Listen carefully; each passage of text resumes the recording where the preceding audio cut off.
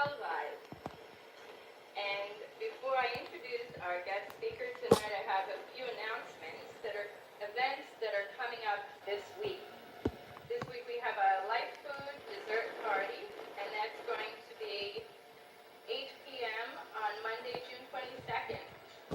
Actually, people can pick up a card if they want to. Okay, there's cards on the table. We have a light food preparation class this Wednesday, and it's going to be Indian cuisine, which is really yummy. And we have a drumming circle on Thursday. And the next two upcoming lectures are excitotoxins, which is next Tuesday here, June 9th, and colloidal biology, which is Tuesday, June 16th. So if you'd like to have more information, it'll be up at the desk. So, on the way here tonight, Christopher and I were driving in the car, and he mentioned that he just highlighted an article that said over half of the people in this country are interested in alternative medical solutions to what's alternative to the traditional medical solution. And I'm wondering, out of everybody here tonight, who's tried a number of medical solutions to whatever was going on with them, and they were less than satisfied? Is there anybody here who's tried that? Wow. That's quite a bit. That's more than half of the room. And I know I tried a lot of things and I was less than satisfied. And the reason why I believe that these things are less than solutions to us is because they're working against nature. And what we're doing here tonight and every week is we're educating people how to work with nature, because the body always wants to heal itself when it's given the opportunity. And there's so many people here in the room tonight that I know personally who have worked with the body's natural healing processes and have recovered from all kinds of conditions. And I'm wondering, is there anybody here tonight who would like to give a testimonial? Anybody here who's... Carol.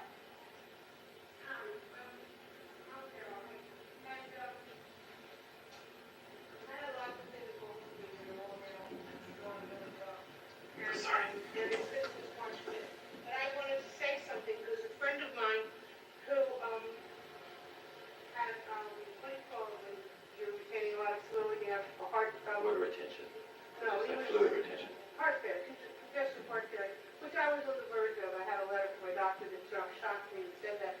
But anyway, he was in and out of the hospital last few months. I had to talk to him, and I found that out today. He's now in a special program from a hospital.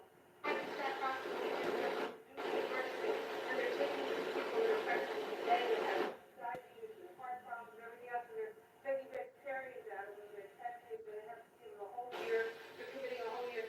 So this is so amazing. That was such amazing news to me today, and he's feeling so much better, and they're teaching yoga, and they're doing all kinds of things. They're trying, the hospitals are trying alternative medicine. These are two terrific hospitals that are doing that. So I just wanted to share that. I mean, I can share all that myself and how wonderful Say something small. So something small, goodbye. No, say something small about your testimonial. Oh, Something small. something small. You say weight loss. I lost 57 pounds. I know this isn't a diet program, but eating the way I'm eating raw foods and doing it in a gentle way, I've been taking off incredible amounts of weight. I can now walk, over a mile a day. I couldn't walk to the car before. And, and it's just, and I have handicapped plates that I'm embarrassed to have now, and all kinds of stuff. And thank you. All right, Carol. Any other testimonials? Somebody else?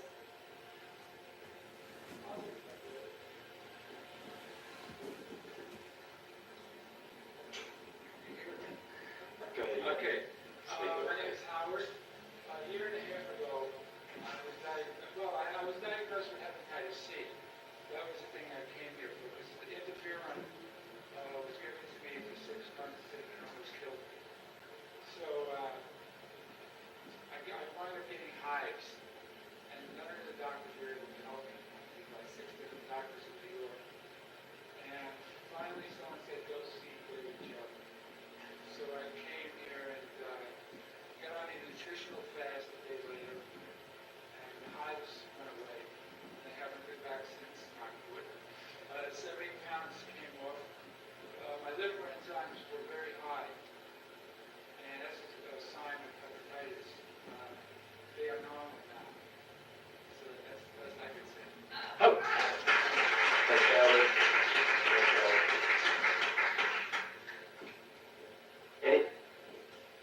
I was just going to say, is there anybody else here?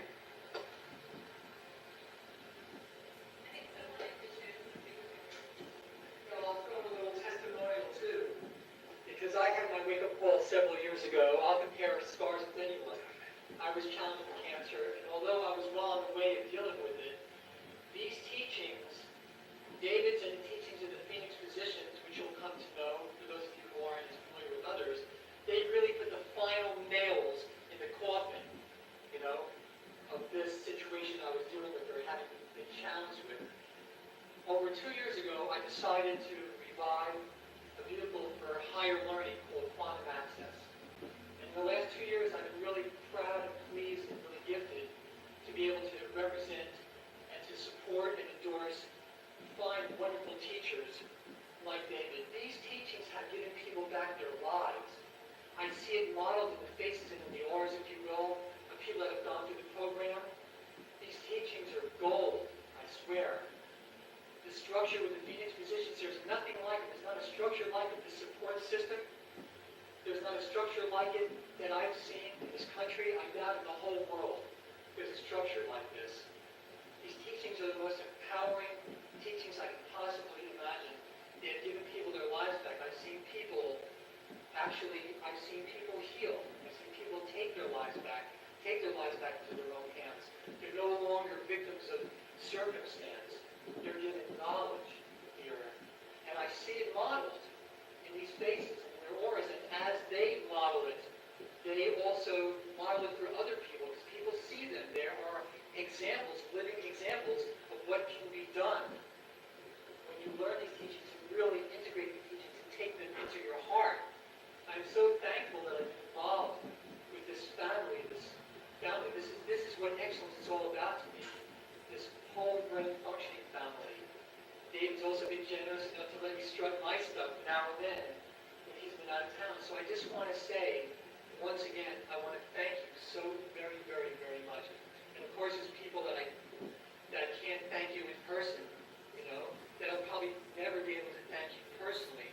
I'm happy that I've had a hand to be able to extend your message, to the world. These 2 years that I've been doing this, pretty much this phase of it comes to a close this Friday with the Peace Concert, that I'm promoting here. There's flyers in the back along with the flyers on the next lectures and the drumming circles and live prep classes. But people had to come to some degree of peace with themselves to be able to accept this process, to welcome these teachings, and to actually use them in their lives. And I really thank people for that, and I really admire people for that. I know I have. And wherever I go, believe me, I'm going to carry that with me and model that with me, just as I know a lot of these people are. So I just want to say, Raven, thank you. Thank you all of you for your support over the last couple of years. And most of all, thank you, David. Thank you very much. Thank you.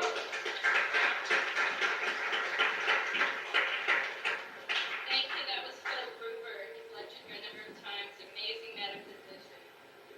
And so a number of years ago, one of the things that Phil just touched upon is having that feeling of peace and centeredness in the body. And that's everything that we're teaching here is leading towards that. I know from my experience, when my body was toxic before I cleansed, that I was, other than at peace with myself and with the world, and I had to start to clean things out and heal before I could feel that sense of connectedness, and that was my path. And when I came to New York, I was looking for a teacher who was a living example of excellence in nutrition. And I heard that there was somebody here who was an amazing medicine person, who is a teacher here in New York City, and I found Dr. David Jubb. And tonight, we're very privileged to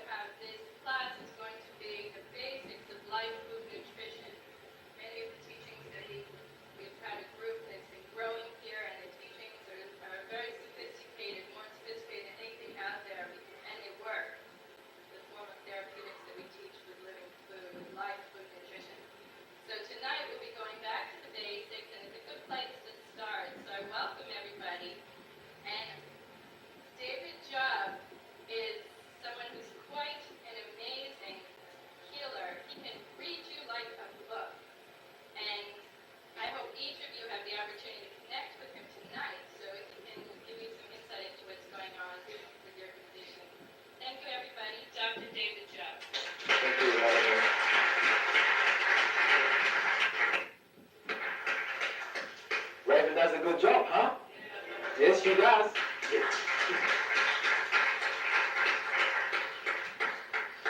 How many people here heard the radio interview recently? Yes, on WBAI.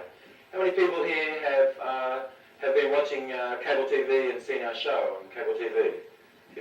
How many people here are new tonight? Put up your hands. Oh, whoa, whoa. All right. Where's those yellow cards? The yellow one. Just so that you are aware of this.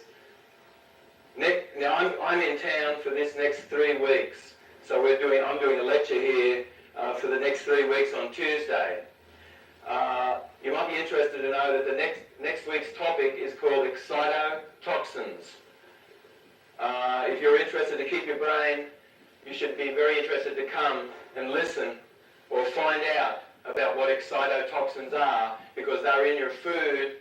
They've been purposefully put there to make food, which is a lot like soggy cardboard, taste delicious.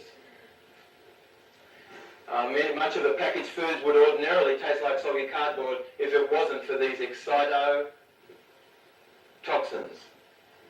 where the blood-brain barrier really isn't in the brain, and the brain is less than protected, like the hypothalamus and the hippocampus of the brain and other areas. Excitotoxins excite those cells to death, and many people eating these foods are really affected quite a bit. Memory loss, Alzheimer's eventually, Parkinsonian types of symptoms and things like this. So if this is a topic that interests you, this is next week that we're talking about excitotoxins. Every week we talk about something which is so unique. The following week, we're going to be talking about colloidal biology, and this is a brand new understanding about biology. Most people have thought that blood was formed in the long bones, and that's untrue. Blood is formed from the food that you eat, from the intestinal villi, when we have health. If we're less than have health, blood, erythrocytes, blood is reverse differentiated from fat cells. And underneath the microscope, if that has been happening to you, which I suspect for sure, quite a few people here tonight are not so making blood in the intestinal tract anymore, but actually making it from fatty acids which are stored in fat cells, and then those fat cells reverse differentiated into blood. Blood made this way is a much poorer quality blood. You should know that for quite some years I did live blood cell analysis here in town before it became very popular. And about 6 years ago now I let that go. I can look in your eyes, I can read your tongue, your physiognomy of your face, your hand, your pulses. I can do a little palpation and some percussion. And on the basis of this I can see everything that is going on inside you. What your white blood cells are doing, what your red blood cells are doing, if you have any pleomorphic organisms inside your body, if you have any debris anywhere.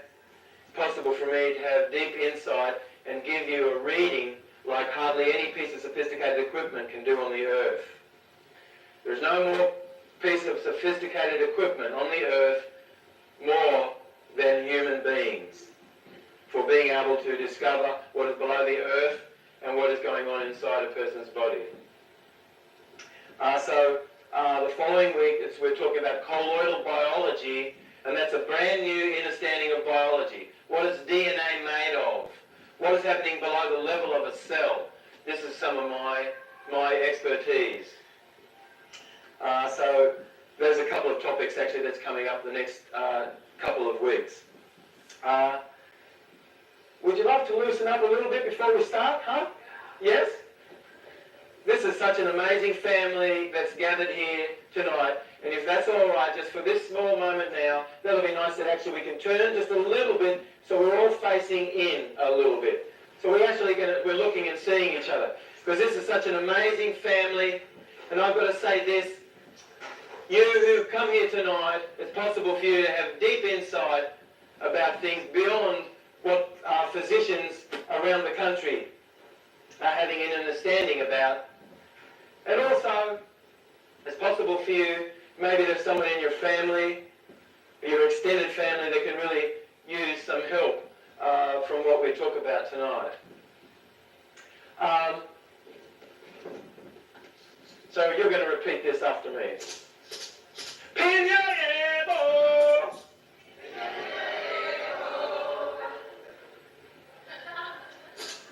Piñaebo.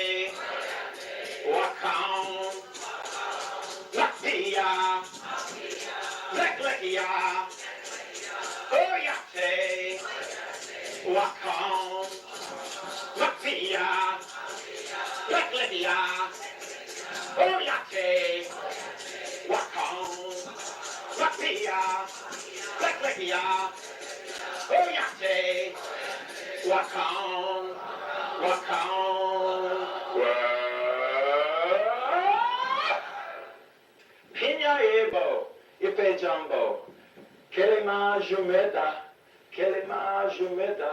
Imajota, Imajota. This is African. And it means I celebrate this moment to be in the present, and this is the gift.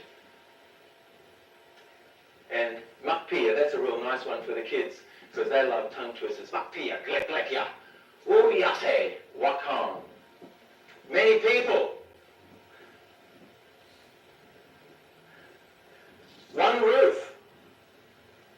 One nation. Holy.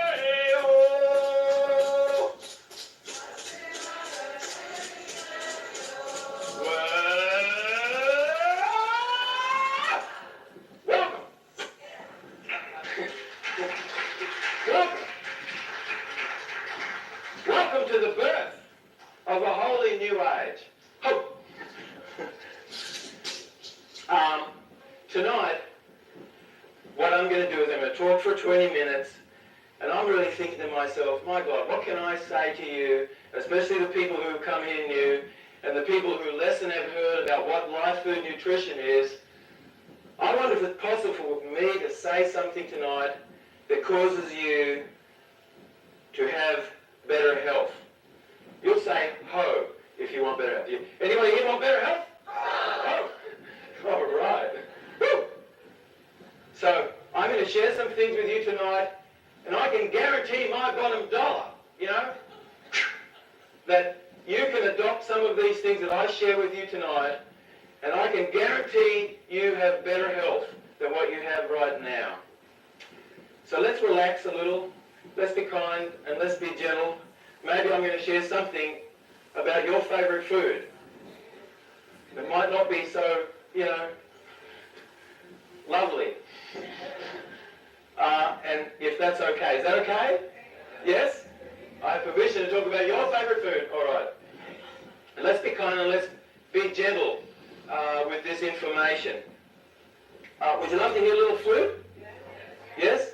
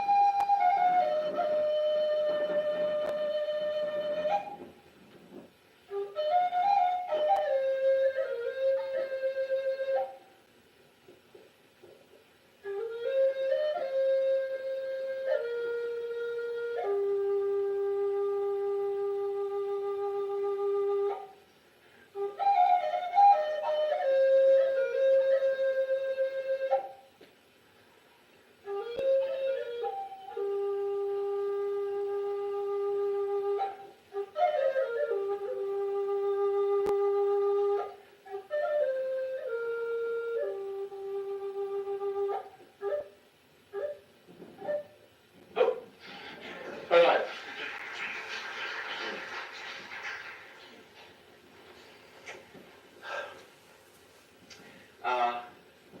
It's very amazing the world that we're presently living in and what modern medicine is about.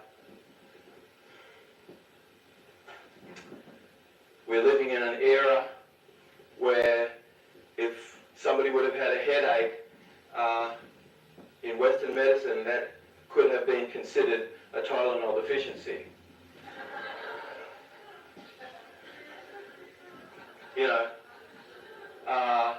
Also, we're living in a time, actually, that apparently if somebody had cancer, well, that's a chemotherapy deficiency, or a deficiency in radiation.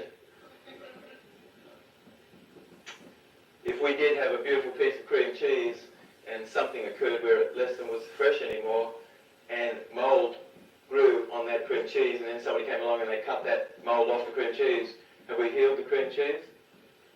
No. What would we have to have done if we really could have healed the cream cheese? We have to do something to be able to regenerate what is there in the cream cheese. What would that mean? What?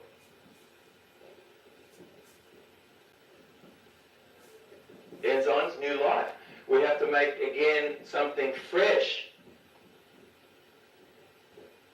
We have to make, again, this terrain of our body fresh. Unless it's possible for us all to consider a full understanding of nutrition, I would have only been bound to have limited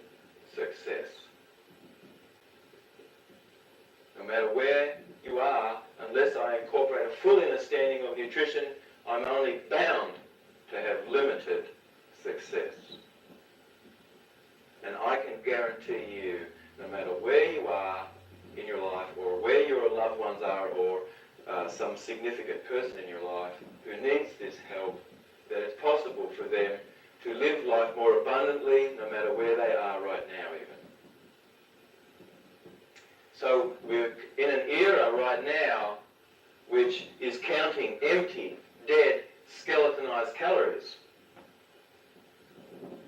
It's very interesting that for many years I have studied nutrition, and I studied nutrition until one day nutrition was a part of this program called Whole Brain Functioning, and I was at Esalen Institute quite some years ago, and this elderly woman came up to me at the end of this training, and she looked me right in the eyes. She said, "My God," she said, "I've hardly met another person who has more understanding of the use of language than you." And she said, "You know something? Your program," she told me, in whole brain functioning, in body language, and how the body is used to access state-specific behavior. She said, "I've been all over the world, and I've connected with some of the greatest people in the world." And she looked me right in the eyes and she told me, she said, "You know something? Your program and what I've experienced here is amongst the very best I've ever come across in my life." And then she looked at me right in the eyes and she said, "And you know something," she told me. She looked me right in the eyes when she said this. And she said, "You know something, unless," and she was really looking at me quite intently, drawing me inward. She told me, "Unless I would incorporate a full understanding of nutrition, that I would be bound to only have had limited success." Now, I had this small component that was to do with nutrition. It was all about weight loss and all this sort of thing. And I was doing what I had been taught for many years as an exercise and behaviour physiologist, Western trained. And I've trained Olympic athletes. I've trained people who actually come out on stage. And I've trained a lot of performers and people. And it's possible for me to go into any high school and based on the person's physiognomy and somatotype, I can pick out a person and I could put this person on a program, and I can guarantee you that I could get this person on an Olympic team.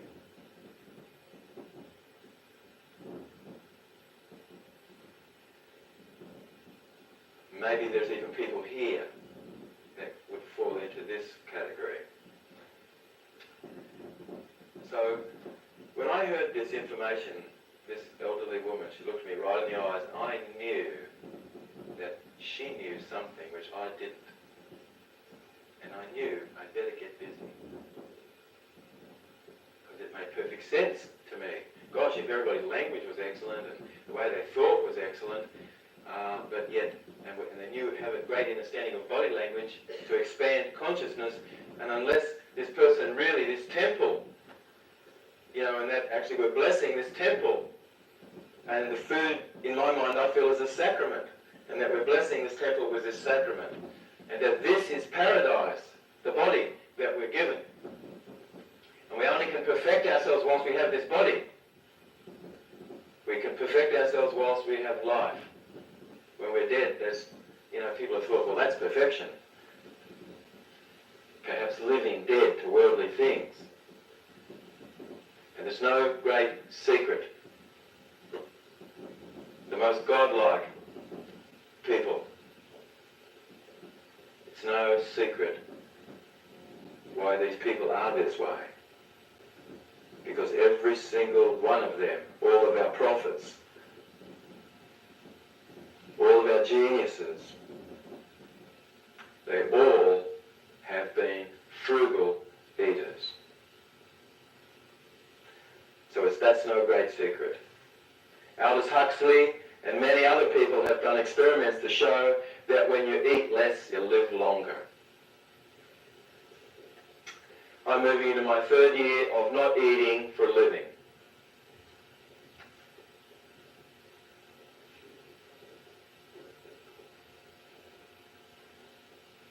I have, in moving into my third year, I have eaten about the equivalent of 10 potatoes.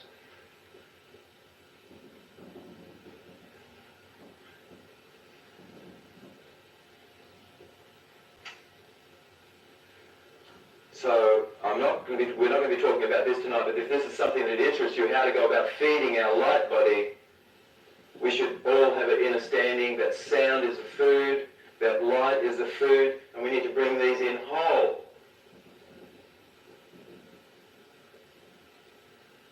Light should be full spectrum, otherwise if we're bringing in yellow light, it's not whole. That creates craving.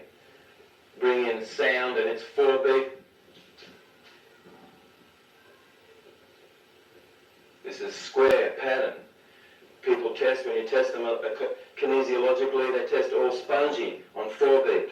But 3, 5, 7, 9, 11 beat, which are all beats close to the earth, people will test strong, because this is a beat which has a curve.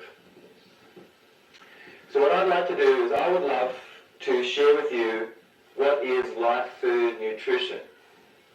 And I would like to speak for about another 15 minutes, 20 minutes and talk about what light food nutrition is, and then we'll have a small break which will end up being about 8 minutes.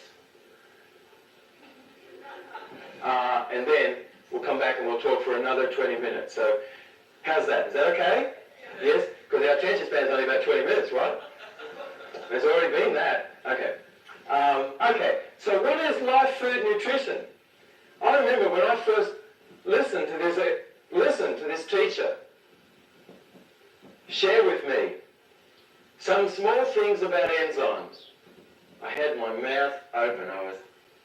I thought, my God, this makes sense a lot. How come I haven't ever heard that before? I went to my books, all the books I had some 30-odd books, that I had saved from all the various courses and things on nutrition and stuff at university. I had a whole array of these books, maybe about this much on the shelf, textbooks and things like that. And I really was shocked to discover that when I looked in the index, they did not mention enzymes. I thought, wow, that's very interesting. Actually, I discovered how important enzymes were, and I felt so mad that these books were so wrong that I burned all but 3 of those books. They are so wrong.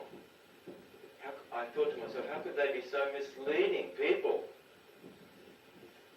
And it is interesting that in veterinarian medicine today, people have a greater astuteness as to what to do, how to care for the animal, than what doctors presently do. Our allopaths and our osteopaths, which are our licensed physicians, did you know that out of 135 medical schools in this country, only 30 require nutrition as a course?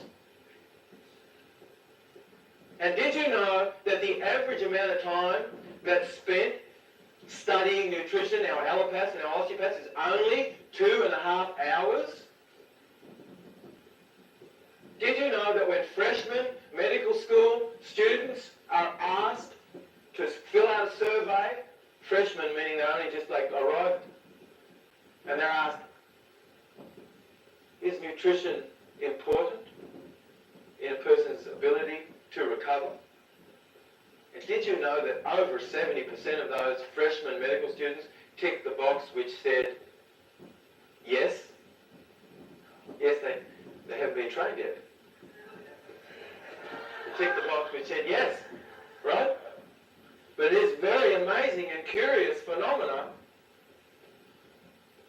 and interesting that when those very same medical students 2 years later were given the same survey, did you know now that less than 7% tick that box?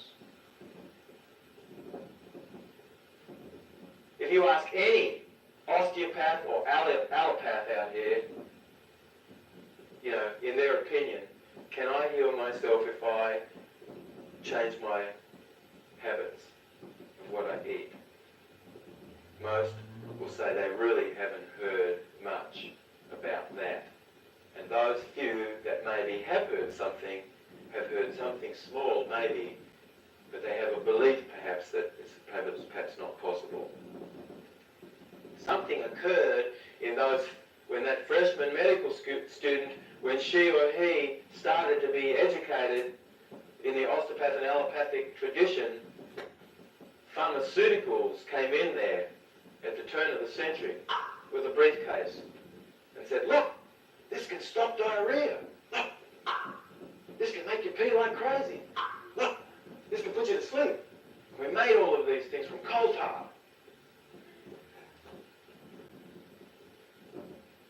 And we've coined a word. These things have direct effects, but we're going to say they're side effects. Cause a little bleeding from the rectum. Cause you to end up with a cirrhosis of the liver. Cause you to lose your kidney function eventually. But these are side effects. They are not side effects. That is absolute bull dust. When you hear this word from now on, you hear this. This is a direct effect. This is not anything other than a direct effect. And another thing, you hear this word cure. That, I have to tell you, is a dirty word. Cure. That is a dirty word. Why? Because what happens when you cure ham? You pickle it. Right. You could leave it out for a long while and nothing would break it down because it's cured. What happens when leather would have been cured? What's that? It's pickled. And that's what chemotherapy does. It pickles. That's what antibiotics does. It pickles. Cure is a dirty word. And that is an untruth. Healing is the right word. And this is a self-generative force inside of you. This requires nothing on the outside. This requires nothing for you to go to a cabinet or anywhere, because all of us have this force inside. And all we need to do is to access this force inside.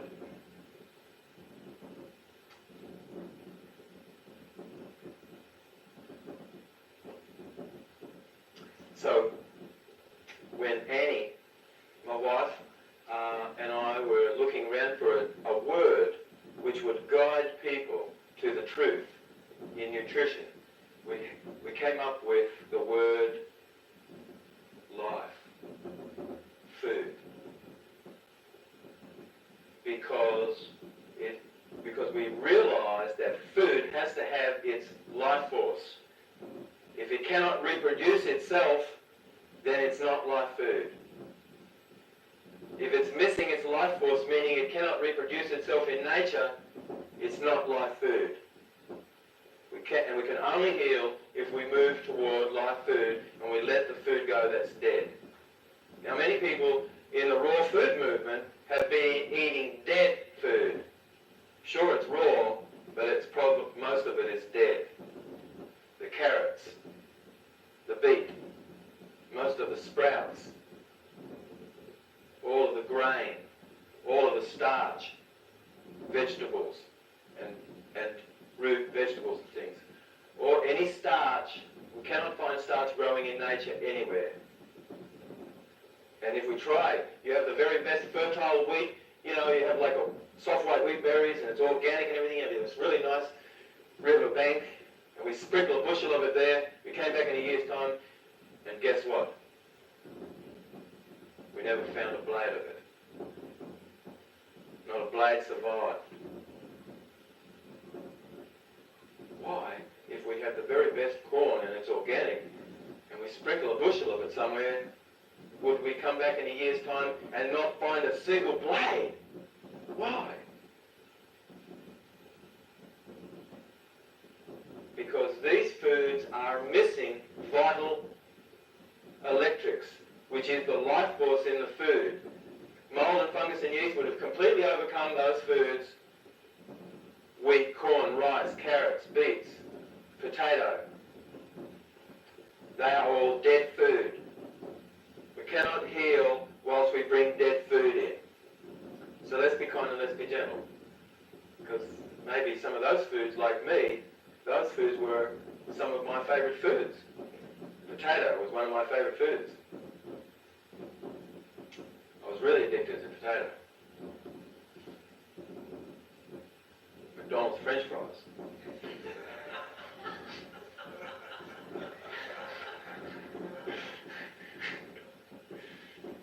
So, anybody who is a saint, they absolutely were a sinner. Any saint, whenever you come across them, they absolutely were a sinner before they became a saint. That's the fact of the matter. This idea that everything is clean and nice, that's untrue, actually. Most of our prophets, they all shocked us. And they said things sometimes that burned people's ears a little bit. Like, I hope it's okay that I said that about potatoes. You know? Right? And bread. Pasta. And noodles. And pizza. Pizza's a bad drug. You know what? It would be better to do a small line of cocaine. Really. It is much more water soluble than... Things have to be water soluble if you're going to bring them in. And did you know that I have witnessed people that their whole personality changed when they had that pizza? Yes, it did. I witness it often. And all kinds of other drugs. Food, mostly drugs. All cooked food, in my mind, is a drug. And the definition of a drug is that it has some physiological change that occurs in the body when you bring this in, and it cannot be broken down. That substance can't be broken down properly. And so cooked foods fit right into the category of a drug. So let's be kind and let's be gentle, all right? Really, be kind and gentle with yourself, because some of these have been feeding your soul. And I say, hey, did you know that most people are taking in 72 toxins a day? And so I just say, hey, let 68 go. And then choose a couple maybe, you know, and everything probably will work okay. And because it would have been so righteous of me to say you have to let everything go. And then I noticed that everybody leaves in droves. So I say, hey, just let 68 go, and then just choose 2 or 3. And then maybe things will work okay. So if that's boiled water, that's a drug. You had a tea, that's a drug. You had some candy, that's a drug. You had some bread, that's a drug. That's 3, that's it. You know? Everything else should be light. And then things work okay. We all have the ability to spiritually transform what we bring in. Somewhat. So we all should have good thoughts around people who are consuming anything. So what is life food? It's food which has its life force. Life food is a finer distinction in the raw food movement. It is raw food, but much raw food may not be life food because it may not have its life force. Much of the grain, even though you might have eaten it raw, it's dead. It's sterile. When you whack those carrots into the juicer and you drank that back, that's dead. It does not have any life force. And even though it's raw, it's dead. That's a sugar that is not recognized by the liver. And that sprints out of the liver. It's like a runaway sugar. And, you know, the liver doesn't even recognize it as a sugar. It masquerades right past the liver without the liver even sensing that it's a sugar. And that is a major problem. Because that causes the sugaring of the proteins of our body, and that causes aging. All sugaring of the proteins of our body causes aging. All sugaring, excess sugar in the blood, changes the pH of your tissue and of your extracellular fluid, making it more acidic. It changes the antioxidant potential that we have in our body to reduce active oxygen. And so these 2 things cause aging.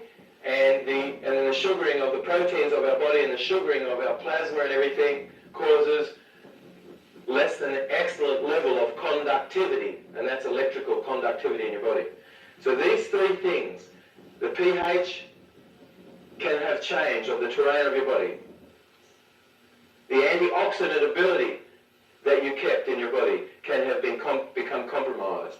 And the electrical conductivity, these three things mostly make up the terrain of your body. They have to be perfect. This is like the background canvas that the artist, that he paints his picture on. And that this background canvas inside ourselves is the background canvas that all the chemical equations occur within. We have to have the right pH. When we eat cooked food, it leaves acid residues in the body. When we eat cooked food, it changes the nature of the elements enormously. It loses potassium in fresh fruits and vegetables. If it's cooked, it loses an electron. Food has to be able to give us an extra electron. If food can give you an electron, then that's really excellent. But if food robbed electrons from your body, then that is way less than excellent. If I can give you enough electrons, it's possible for you to live for thousands of years. Hundreds of years more than what is present. Because everything on the earth that people are doing at present is having brought food in which would have less than allowed electrons to come to be, meaning that electrons were robbed from the body. All cooked food robs electrons from the body. So live food is food which in a semblance of this food can be found growing wild in nature. And a semblance of this food can be found growing wild in nature. So can an semblance of broccoli be found growing wild in nature? Yes. Can an semblance of romaine lettuce be found growing wild in nature? Yes. Can an orange and a lemon be found growing wild in nature? Yes. Can an apple be found growing wild? Yes. Can corn be found growing wild in nature? No. Can wheat be found growing wild in nature? No. Can rice be found growing wild anywhere in the earth? No. Now that was a trick question. Because they call it wild rice, but that is a grass seed. That is not a grain. Now seeds, an abundance of seeds on the earth, most of these seeds they're having their life force. So when I peel a lemon and I would have put that in a Vitamixer and blended it up, we just peel the outside yellow skin off somewhat and we put the lemon in whole and blend it up, seeds and all. Because there's hormones in seeds. So we need to bring in food which has its light. So does flesh have light? No. No, there's a big difference between a plant, and we're closest to minerals through plants. There's a big difference between a plant, which, when the sun comes out, but at night, if you picked it whilst it was wilted, will it ever straighten itself up again? No, it always will be wilted. Plants have light stored in them from the sun, whereas animals are carrying around their own life force, like an astral force within us that we carry around with us. And that's a big difference in the evolution of an animal that's moving around and a plant. Plant has light. Flesh does not have any light. Now, I'm not going to be talking about vegetarianism, not really going to be talking about the perils of having eaten flesh. But we all should know that there are spiritual reasons why it would be interesting for you to consider the possibility of moving more toward vegetarianism, and to be kind and to be gentle and to be allowing and to have good thoughts no matter what, and to not be in any judgment about self, simply observe, that's all.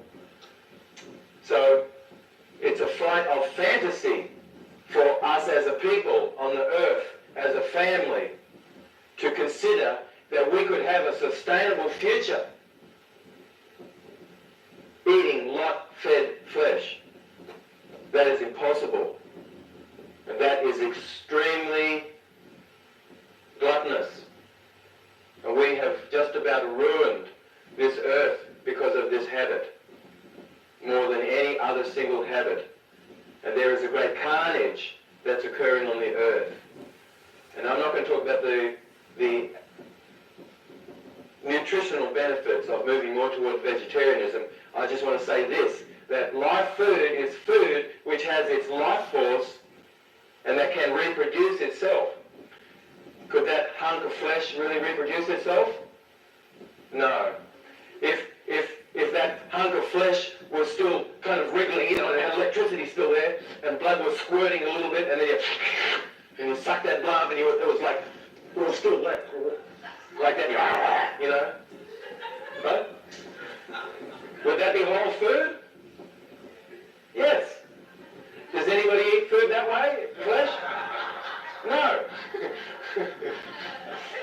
We're not designed for that, Otherwise we would have some of us do have a fang.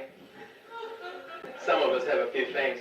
But they are not for tearing flesh. That's a big error that has been made by flesh eaters. Saying that these teeth are meant for that. They are not. They are meant for tearing into vegetation and things. And these teeth, these molars that we have, they are perfectly designed for chewing seeds. And these front teeth are perfectly designed for cutting into vegetables, but not flesh. We do not have any teeth for eating flesh. Now I know there could be somebody that disagrees. And that's okay. Because I say, keep your own thoughts about things, for God's sake. Okay?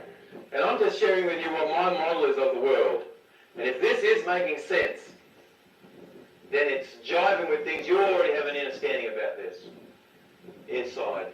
If this is making sense, then it's making sense because it's jiving with things you already have inside information about this, if it's making sense.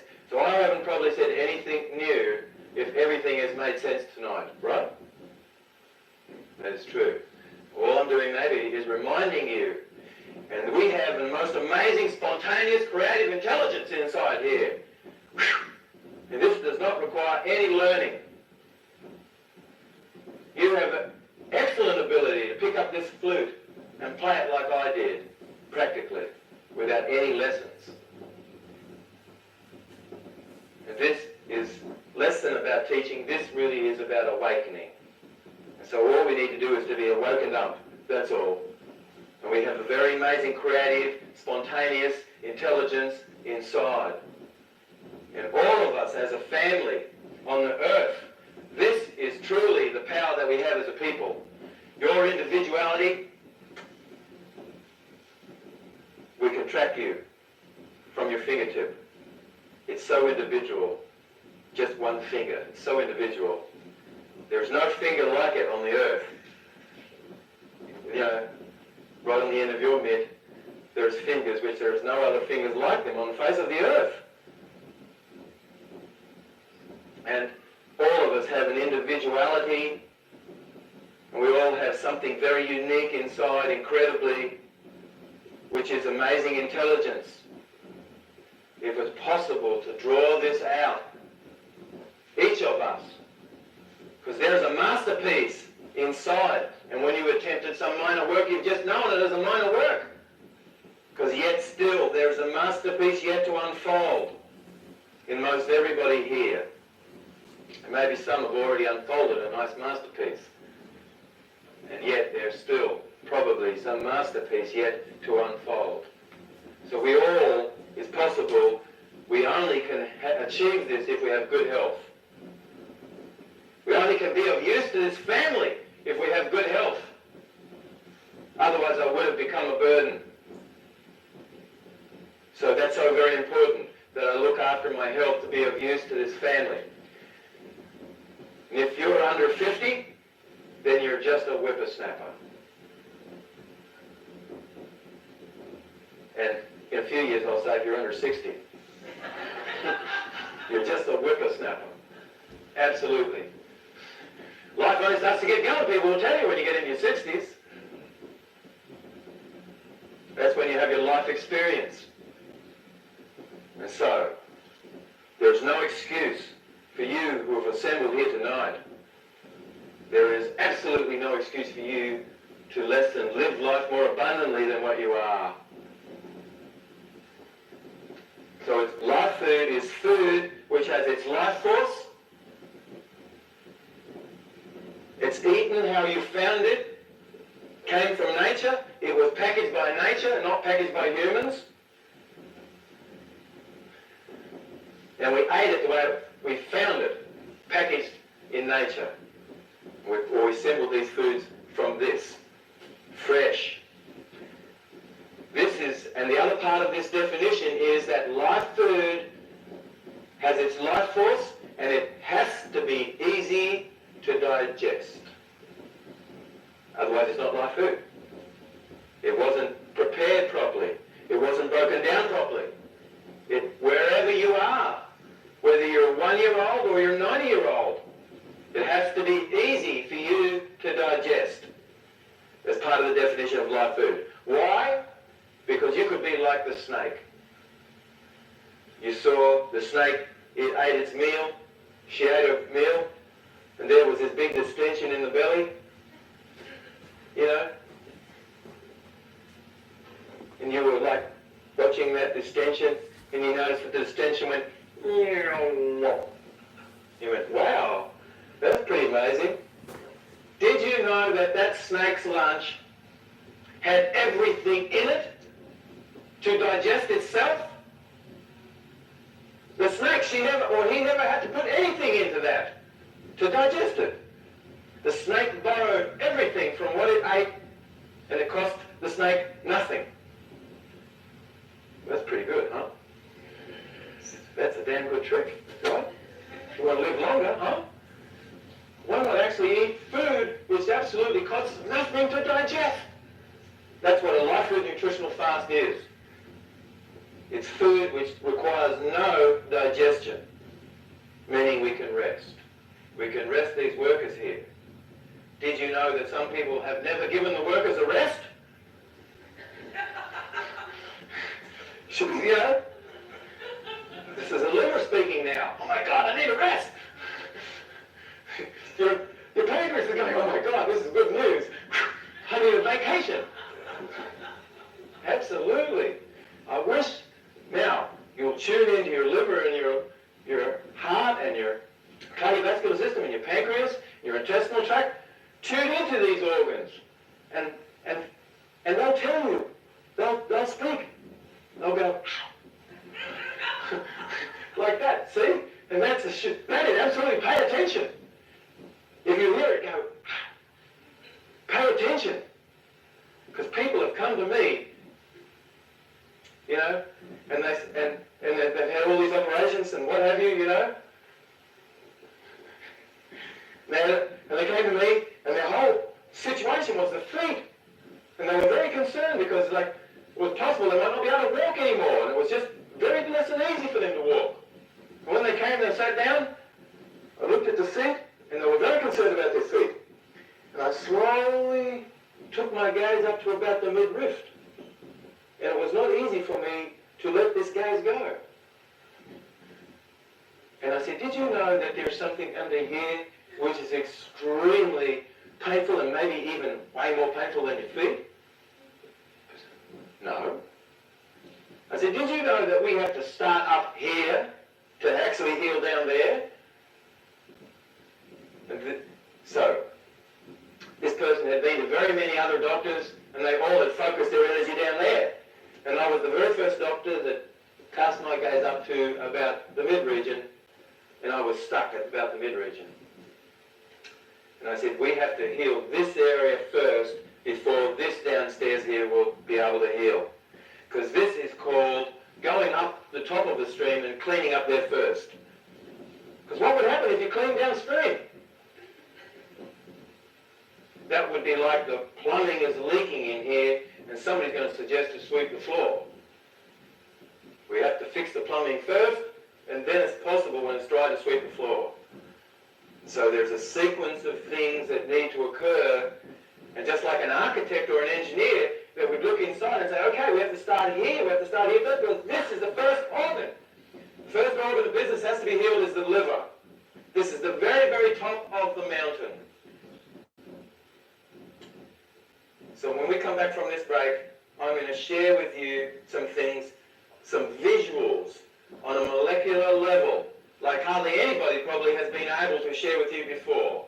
I've looked at the most sophisticated microscope on the earth, and I have seen things underneath this microscope that the vast majority of physicians have never seen, except people who remote viewed this. It's possible for people to remote view these things. So when we come back from this break, I'm going to share with you some more about what live food nutrition is, and on a molecular level. So let's take a small break for 8 minutes. Oh.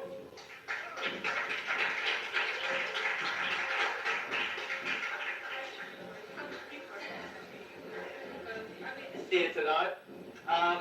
We have a few Phoenix physicians who are present here tonight. Put up your hand if you're our Phoenix physicians. Put up your hand. Keep your hand up. If you have a question, keep your hand up. If you have a question that I haven't been unable to get to you tonight, and that's something that you care to find out about, keep your hand up, you Phoenix physicians. Find somebody right now, look around and spot this person, and connect with this person when we finish in about 10 minutes. All right. Those people who have their hands up are all Phoenix physicians. These are the doctors of the future. They all learned how to read the body like I do quite a bit, and all of these people are even in their second year as Phoenix physicians, so it's possible to get some insight into what to do. I wonder if it's possible we could turn that fan down the back a little. Okay. All right. So I'd like to share with the little time that we have with each other what is it that's in food which causes the food to have a life force? Why is it that burdock has an enormous life force and a carrot doesn't have any? Why is it that if we have soft white wheat berries and you have a nice fertile lawn and you sprinkle those soft white wheat berries there, why is it that when you try to grow that stuff it won't grow, but then if there's a dandelion there, you have to, people stomp that out and it grows back and stomp that out, it grows back. I don't know if you've ever had a garden in the bush upstate New York, but burdock grows up there. I don't know if you've had those little burrs on your trousers and on your socks and things or whatever, That's burdock. Burdock, if it's stamped out, it grows back. Dandelions, if it's stamped out, it grows back. What is going on that is in burdock, that is in dandelion, that is not in soft white wheat berries and carrots? What? Life. Life. And it's non-hybrid. What else? Electrons. Vital electrics. What is this electrical force that's in the burdock that is absolutely absent in the carrot? Minerals. What gives a food its life force? Minerals. Right. Minerals. That plant has to be able to absorb minerals properly.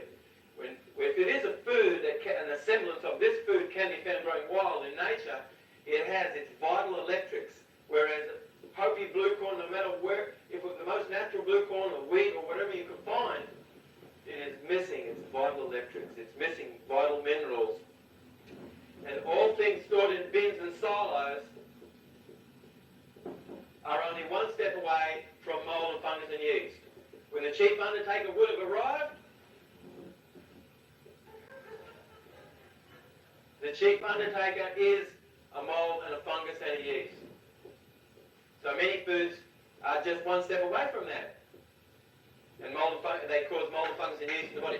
There's no excuse. If you're sitting and you have athlete's foot, that should be cleared up. Absolutely.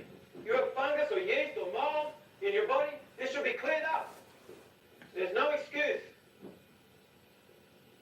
You have fungus on your nails or anything like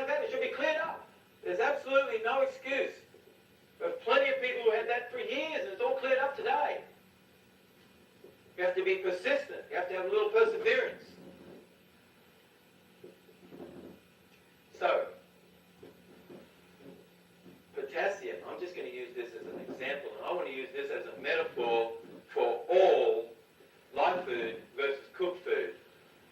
So now, we said that we could substitute the word, drying for aging. That's the same thing.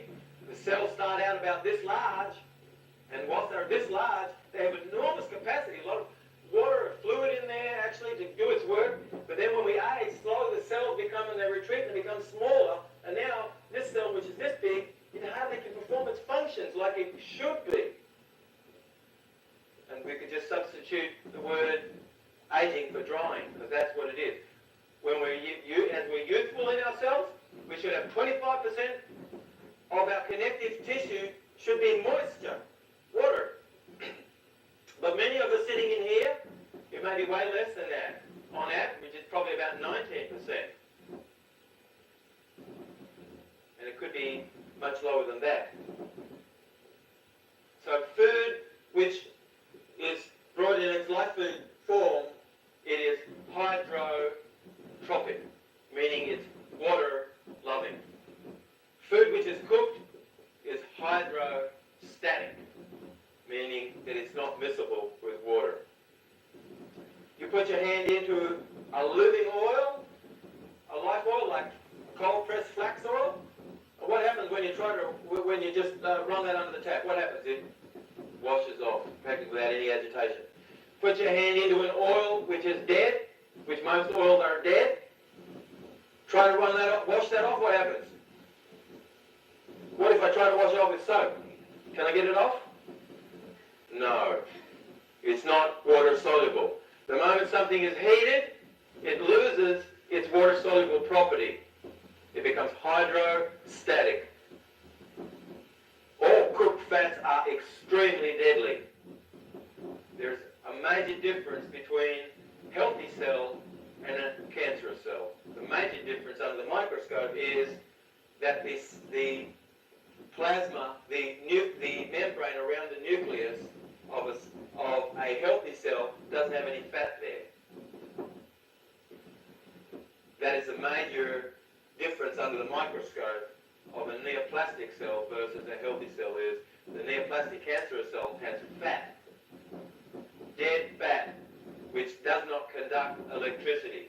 You want to live to be a ripe old age, and you want to have just the most amazing abundance in your life, then I would consider letting heat processed fats go. Because that is very deadly. It would be better doing a small line of Coke than that pizza. Really.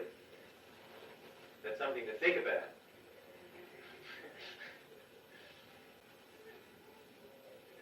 You'll be so shocked to discover that there are drugs that everybody's eating every day that is way less than excellent. And some of the drugs that we've really thought, oh yeah, that's a hard drug, is nothing in comparison. Tobacco. Nothing compared to pizza. Tobacco. Nothing compared to French fries.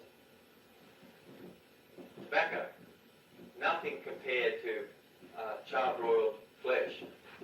You'd have to smoke 300 cigarettes like one after the other flat out, to equal a little bit of that char-broiled flesh. Major drug. We should consider those things that are cooked. Some of those things are extremely detrimental. So be kind and be gentle, right? Because it would be no good going home tonight and saying, gee, Grandma, that's the end of cookies. Right? We have to do things in a way that fit where we are. Everybody has somebody at home probably, and gee, they could get mad at you. You went home and you said, gee, David said bread is a drug.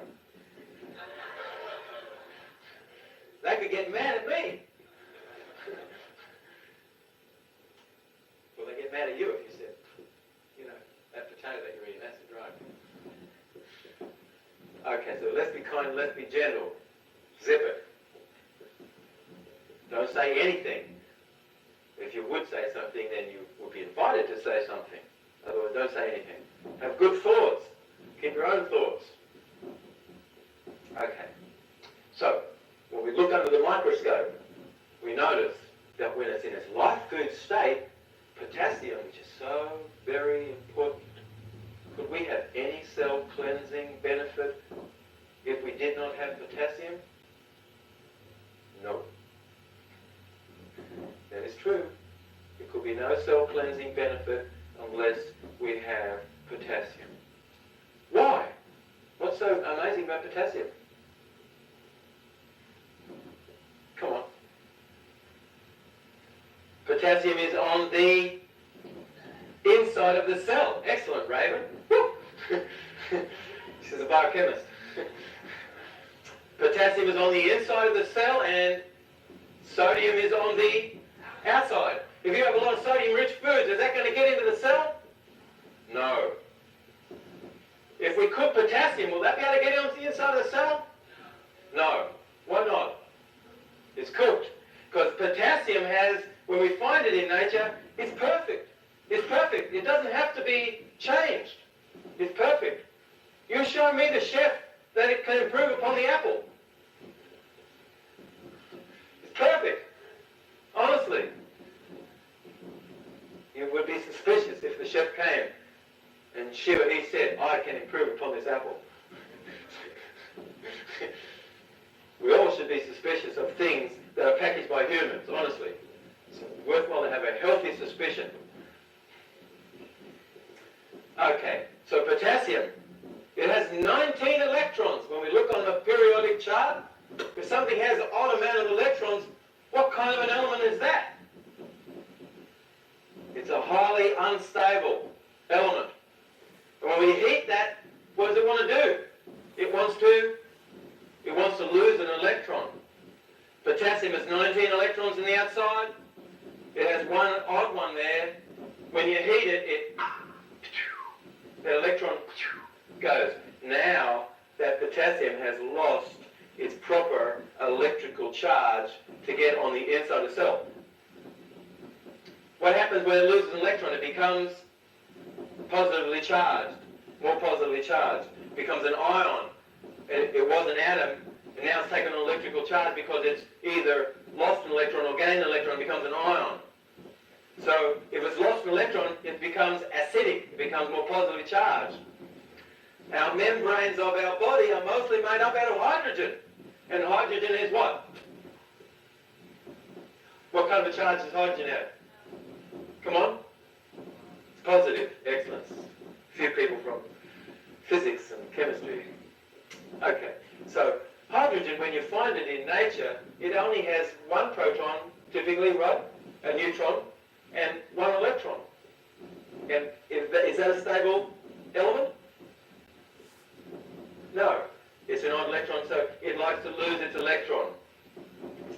Mostly hydrogen, where we find it, wherever we find it, it is positively charged.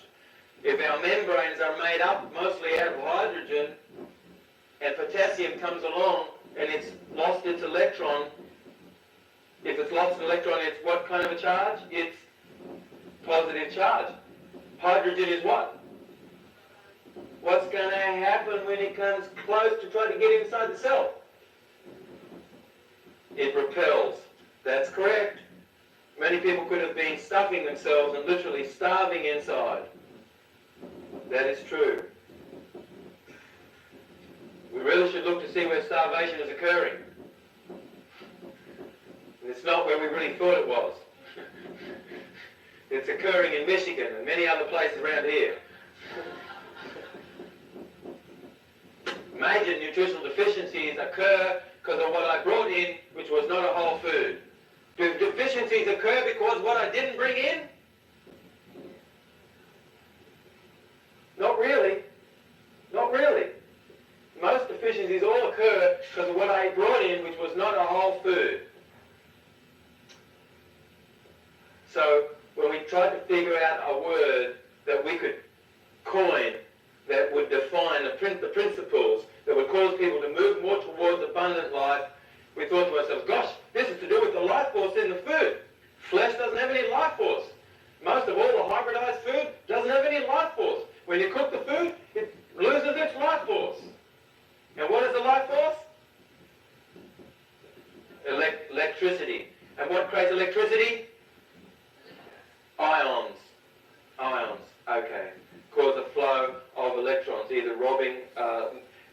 robbing electrons because it's active oxygen that needs to be reduced by bringing in electrons. Okay, so if I have a beaker of water here, right, which is symbolic of live food, that water is going to have in it what? Minerals. Right. If I have a probe stuck into this beaker, and I have a wire and has a light here, it's connected to a battery, and then another wire and a probe here. I put these two probes into a beaker which has its minerals. Is the light going to come on? Yes. I have a beaker which is devoid of minerals. Is the light going to come on? No. Whilst you have a battery, you put the battery on, it's alkaline, and the flashlight comes on. When the battery would have become acidic, is the light going to come on? No. Whilst we have spare electrons, we have life. If I bring things in that cause me to have spare electrons, it's possible for me to have life. If I brought things in that were dead, life begets life, and dead begets dead. Life begets life, and dead begets dead. It's pretty simple. Everything tonight is so simple, right? It's so simple. Okay, so we look under the microscope at food which is in its live food state, and it's miscible with water. We look under the microscope at food which is dead, and it's no longer quite miscible with water in the same way. We look under the microscope at food, its life force. It has enzymes which hold together amino acids, and these amino acids, which is the smallest building blocks of protein, can easily be snipped apart by the body if it's in its live food state, right? But if that went through the oven, can we do that? No. Enzyme-resistant linkages form in that cooked food. It's so amazing because there's a radio personality here in town who just about was to have me on the air, and actually then there was this whole controversy about soy, and this is the person, the radio personality who foists a lot of soy product on people. And there was a controversy over whether soy would be any good or not. And they asked somebody who said that perhaps soy was not so good, you know. But the points were not really made properly on that program. I wish I'd been invited on there.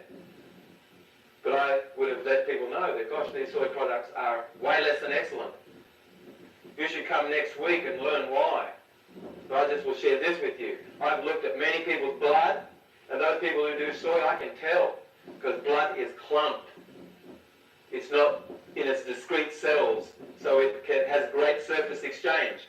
Blood from people who eat soy is clumped blood. It's missing electrons. They cook and they heat that stuff up enormously to try to dissolve the enzyme inhibitors there, but they can't. It blocks enzymatic function of the stomach. It becomes a sediment and a debris in the person's body. So when we look underneath the microscope, live food is held together in a covalent form which can easily be snipped apart by our enzymes of our stomach and our intestinal tract. When food is cooked, it can't be broken down properly like that. It cannot be broken down into single amino acids. If we were able to see on a subatomic level what's occurred when it has its life force, it really has energy which it can lend. But if it's been cooked, it can be a group of molecules which has been robbed energetically of its energy, and it's highly unstable. That's called free radical. Free radicals are molecules which are in an unstable state, not necessarily having lost an electron, but in an unstable state mostly, which then it robs the energetics to cause it to become more stable, and it can have robbed that from the body. So cooked food causes us to age. But let's be kind and let's be gentle, you know. Where maybe you would love a little cooked food. You'd love to less than actually move more towards live food. Let's be kind and let's be gentle where we are.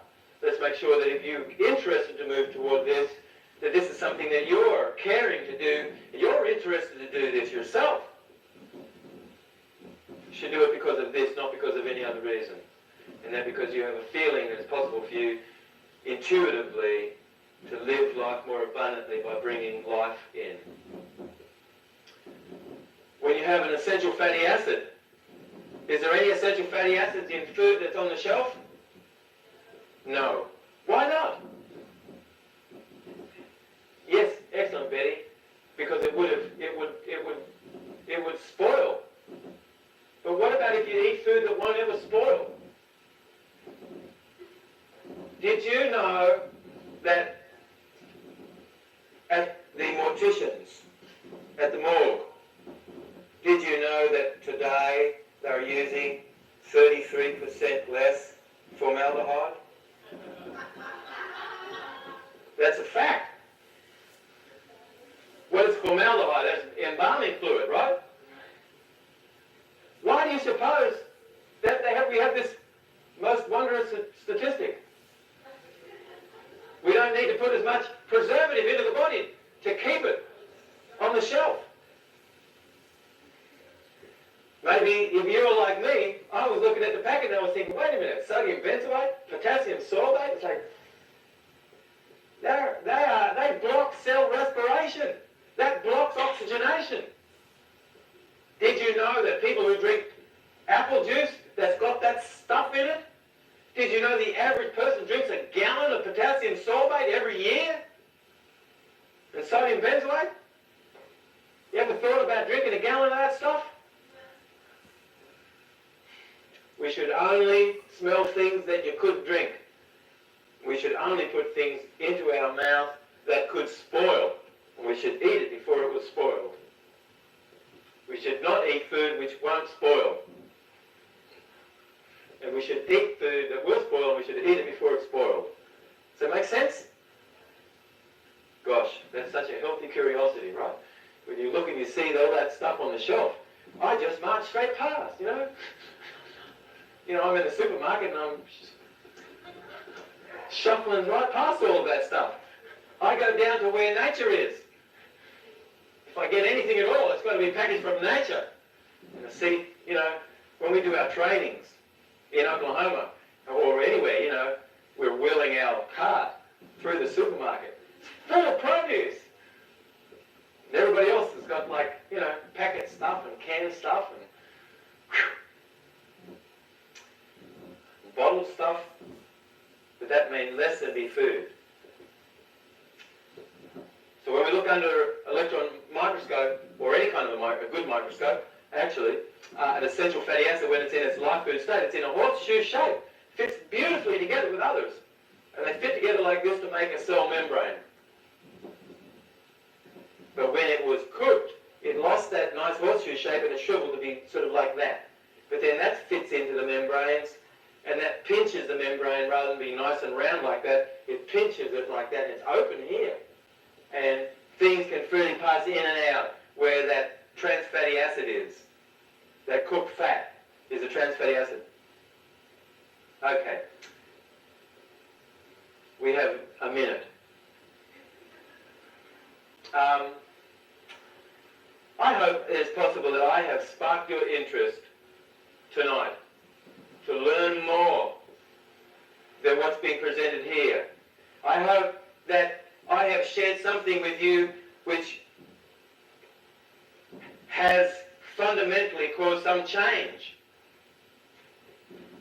And I know that if you are like me, I often left less than when I came and listened to somebody, I often was less than fundamentally, thoroughly changed.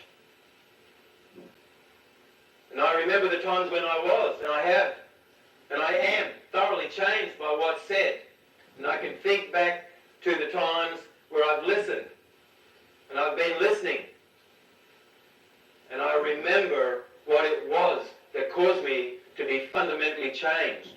And it was not what was said. If I examine this, I have fundamentally changed mostly because of what was going on and what is going on in this person's feelings and this person in themselves. It was much more that fundamentally changed me that were the things that were occurring between what was being said.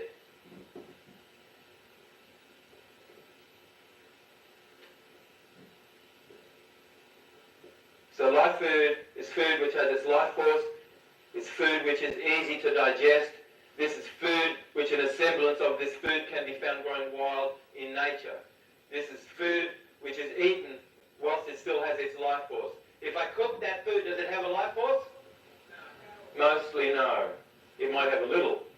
And some things like chimay, which is a shrub, which grows over volcanic vents, no matter how much you heat that, it still has a very high resonance. Why? Because there's monatomic elements in it that create superconduction in our body.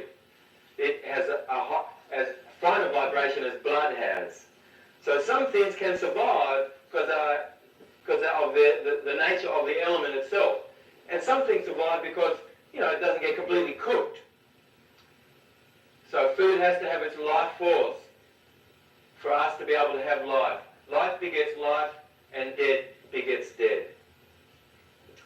It's not possible for me to cover everything tonight, and I hope that what I have shared with you is enough that it can cause you to be able to leave good tracks behind where you're going now. Leave good tracks where you're going. And maybe there's somebody truly in your family, in your extended family, that really needs this help. And I need help with this. We are such a small family here that's gathered tonight that has this understanding. And we're such a large family out here. So I need help. We need to start by realizing the importance of nutrition. We want to be cognitively well. We want to be emotionally well in life. Well, we need to realize how important it is that we bless this temple with the sacrament, and we realize what is this actually. Should be eaten in a way that's easy to digest. We should not break fast that we can help it. We should eat once the sun is a little bit past the zenith point in the heavens. And then we should eat as it sets again, perhaps. Well, we should eat less than we are. We should move more towards life. Life begets life, and death begets death.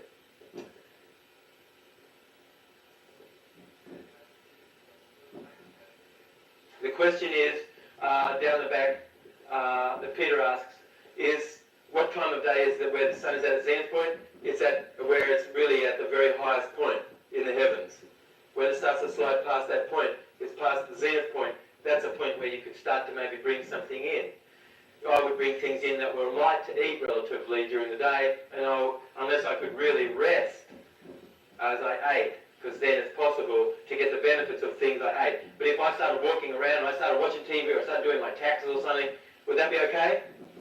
No, because blood is shunted in a place other than toward the tummy where it needs to be able to digest food. It would have been shunted to the major muscles of the body. Okay. I hope that we have really sparked your interest tonight. The people viewing the tape here today, to learn more about this. And I hope the people listening to the tape also today really have got some insight into Life Food Nutrition 101. We have quite a few tapes and things. It's possible, if you're interested to learn more, it's possible to connect with the Falcon here, who is one of our Phoenix physicians, for a tape, or maybe you'd like a copy of some of the topics and things that we have covered. This is the Falcon over here. I will just say that on Wednesday we're having a life food prep class here in Manhattan. On Thursday we have a drumming circle where we teach some ancient Native American chants and some other things. Very wonderful. And we have a party that's coming up, a life food party. If you're interested to connect satsang, keeping company with like-minded people, we have a party at the Caravan of Dreams, and there's a ticket at the back here on the table, and it's a hot pink ticket. Actually, this particular has a theme, and it's desserts.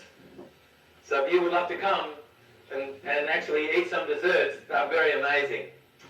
We have another yellow ticket on the table, which is a ticket which actually shares with you what is next week's lecture and the week after's lecture.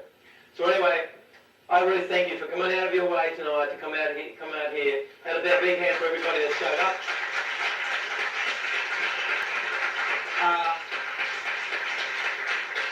I would love to thank Roy for being the eye behind the camera here today, and for everybody. So Roy Adams is helping get this word out to everybody. Thank you, Roy. I'd love to thank Raven, big hand for Raven for helping put this on. A big hand for everybody for showing up. Woo!